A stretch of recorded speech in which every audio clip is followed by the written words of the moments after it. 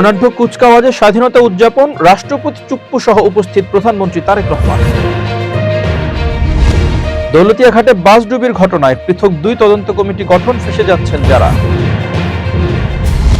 আয়নাঘরের হোতা ডিজিএফআই এর সাবেক প্রধান মামুন খালেদ গ্রেফতার। আসসালামু আলাইকুম, শুভেচ্ছা সবাইকে। আমি ইমতিয়াজ আহমেদ, আপনাদের স্বাগত জানাচ্ছি সারাদিনের ব্রেকিং নিউজে। এবার বিস্তারিত। বাংলাদেশের অভ্যুদয়ের 55তম বার্ষিকী উদযাপনে তেজগাঁওয়ে পুরাতন বিমানবন্দরের জাতীয় প্যারেড স্কয়ারে কুচকাওয়াজ শুরু হয়েছে।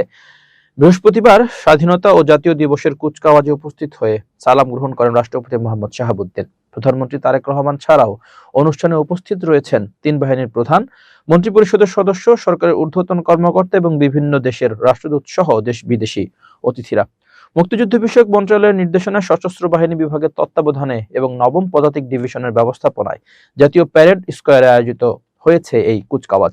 2008 সালের পর অর্থাৎ 18 বছর পরে এবার 26 মার্চের আনুষ্ঠানিকতায় যুক্ত হলো এই প্রদর্শনী। 24-এর আন্দোলনে আওয়ামী লীগ সরকার ক্ষমতাচ্যুত হওয়ার পর অন্তর্বর্তী সরকারের সময় কুচকাওয়াজ বা প্যারেড প্রদর্শনী বন্ধ ছিল।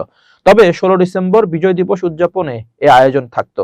তারেক রহমানের নেতৃত্বাধীন বিএনপি সরকার ক্ষমতায় আসার পর এবার স্বাধীনতা দিবসে জাঁকজমকভাবে এ আয়োজন করতে রোজার শুরু থেকেই প্যারেড স্কয়ার মাঠে প্রস্তুতি শুরু হয়। মঙ্গলবার চূড়ান্ত রিহার্সেলের মাধ্যমে তার প্রস্তুতি সম্পন্ন করা হয়। তেজগাঁও পুরাতন বিমানবন্দরের জাতীয় প্যারেড স্কয়ারে এ আয়োজন উপভোগ করছেন হাজারো মানুষ। সম্মান ও গৌরব, এই মূলমন্ত্র জীবিত আর্টিলারি কন্টিনজেন্ট। রাজবাড়ীর দৌলতিয়া ফেরিঘাটে প্লাটুন থেকে বাস পদ্মা নদীতে পড়ে যাওয়ায় মর্মান্তিক ঘটনায় প্রাণহানির সংখ্যা বেড়ে 26 জনে দাঁড়িয়েছে। এ ভয়াবহ দুর্ঘটনার কারণ অনুসন্ধান ও দায় নির্ধারণে জেলা প্রশাসন এবং নৌপরিবহন মন্ত্রণালয় থেকে পৃথক 2টি তদন্ত কমিটি গঠন করা হয়েছে। বুধবার 25 মার্চ দিবাগত রাতে দুর্ঘটনাস্থল পরিদর্শনকালে নৌপরিবহন প্রতিমন্ত্রী মোহাম্মদ রাজীব আহসান সাংবাদিকদের এসব তথ্য নিশ্চিত করেন। প্রতিমন্ত্রী জানান, জেলা প্রশাসনের পক্ষ থেকে গঠিত কমিটির প্রধান করা হয়েছে রাজবাড়ীর অতিরিক্ত ম্যাজিস্ট্রেটকে। অন্যদিকে নৌপরিবহন মন্ত্রণালয়ের কমিটির নেতৃত্বে রয়েছেন মন্ত্রণালয়ের অতিরিক্ত সচিব মহিদুল ইসলাম। উভয় কমিটিকে আগামী 3 কার্যদিবসের মধ্যে তদন্ত প্রতিবেদন জমা দেওয়ার নির্দেশ দেওয়া হয়েছে। মোহাম্মদ রাজীব আহসান বলেন, তদন্ত প্রতিবেদন পাওয়ার পর দুর্ঘটনার প্রকৃত কারণ জানা যাবে। প্রতিবেদনে যাদের দায়ী করা হবে তাদের বিরুদ্ধে কঠোর ব্যবস্থা নেওয়া হবে। এছাড়া ভবিষ্যতে এ ধরনের অনাকাঙ্ক্ষিত দুর্ঘটনা এড়াতে কমিটির সুপারিশ অনুযায়ী প্রয়োজনীয় পদক্ষেপ নেবে সরকার। বুধবার বিকেলে পন্টন থেকে বাসটি নদীতে তলিয়ে যাওয়ার পর উদ্ধারকারী জাহাজ হামজা দীর্ঘ 6 ঘন্টার প্রচেষ্টায় রাত 11টা নাগাদ বাসটি টেনে তুলতে সক্ষম হন। উদ্ধার কাজে অংশ নেয় স্থানীয় প্রশাসন ও ফায়ার সার্ভিসের ডুবুরি দল। দৌলতিয়া ফেরিঘাটে বাস ডুবির এই মর্মান্তিক ঘটনায় এলাকায় শোকের ছায়া নেমে এসেছে। আয়নাঘরের হোতা ও ডিজিএফআই এর সাবেক মহাপরিচালক লেফটেন্যান্ট জেনারেল অবসরপ্রাপ্ত শেখ মামুন খালেদকে গ্রেপ্তার করেছে ঢাকা মহানগর গোয়েন্দা পুলিশ ডিবি। বুধবার রাত 12টার দিকে মিরপুর ডিওএইচএস এর বাসা থেকে তাকে গ্রেপ্তার করা হয়। ডিবি প্রধান শফিকুল ইসলাম এই অভিযানের নেতৃত্ব দেন। বৃহস্পতিবার তাকে আদালতে পাঠানো হবে বলে ডিবি জানিয়েছে। বর্তমানে রাজধানীর মিন্টু রোড ডিবি কার্যালয়ে তাকে জিজ্ঞাসাবাদ করা হয়েছে।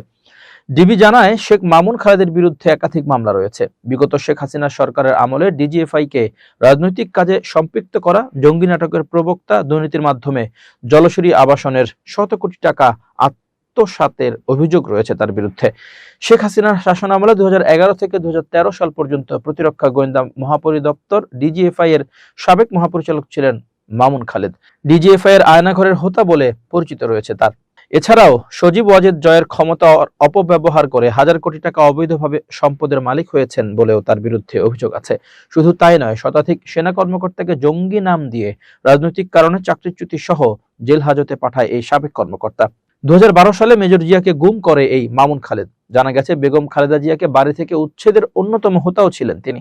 অবৈধভাবে শেয়ার ব্যবসা, ক্ষমতার অপব্যবহার, বিভিন্ন অনিয়ম ও দুর্নীতির মাধ্যমে অর্থ আত্মসাৎ এবং জ্ঞাত আয় বহির্ভূত সম্পদ অর্জনের অভিযোগে সাবেক এই সেনা কর্মকর্তার বিষয়ে দুর্নীতির দমন কমিশন অনুসন্ধান শুরু করে প্রায় 1.5 বছর আগে। ইতিমধ্যে 2025 এর মে মাসে তার দেশ ত্যাগে নিষেধাজ্ঞা জারি করা হয়। 25 ফেব্রুয়ারি বিডিআর এর নারকীয় হত্যাকাণ্ড হতে শুরু করে নিরাপত্তা সংস্থাগুলোকে খুনে বাহিনীতে পরিণত করতে মামুন খালেদ অত্যন্ত সক্রিয় ভূমিকা রেখেছেন। পাশাপাশি ভারতীয় গোয়েন্দা সংস্থার সঙ্গেও তার রয়েছে বিশেষ সম্পর্ক। তার গ্রেপ্তার বর্তমান সরকারের গুরুত্বপূর্ণ একটি পদক্ষেপ হিসেবে বিবেচনা করা হচ্ছে।